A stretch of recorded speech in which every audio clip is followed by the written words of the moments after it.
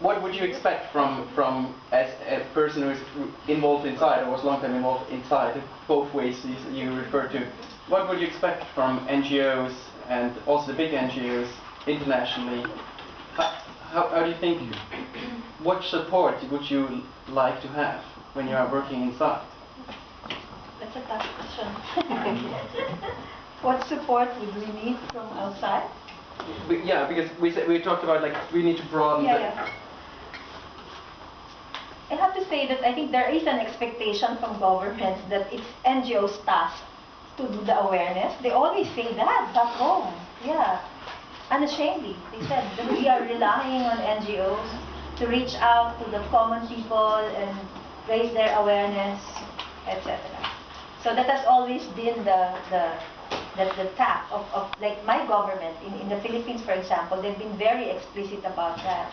And in the case of the Philippines, the disasters that we have suffered, that they have linked directly with the adverse impacts of climate change, have made it easier actually to explain it to the common people that this is about the problem. But then, as our friend from the back said, that we really have to move from awareness to real solutions, and that's the challenge to me. Because awareness, okay, so now you know what's next. So now I know, so will you help me raise my house so I can survive this flood? That's the next question. And I think a lot of NGOs back home, like we have this CSO working group on climate and development, like the bulk of those people are not interested in the negotiations.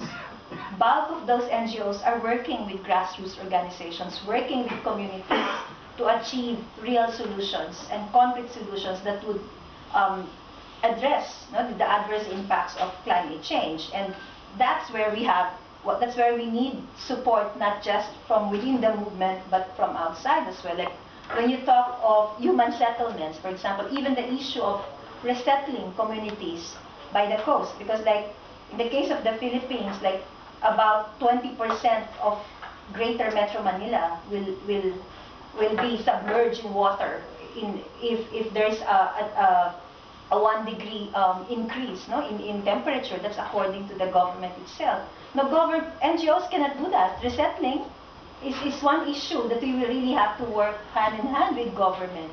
Because you have to deal with laws and policies and all that. It's not just all about money. So I think we should not just think of what we can give, but what we can get as well. Now, in this working with communities and working with other stakeholders. So I do agree with Tadsho and also with Anje that the real change will not happen within the UNFCCC.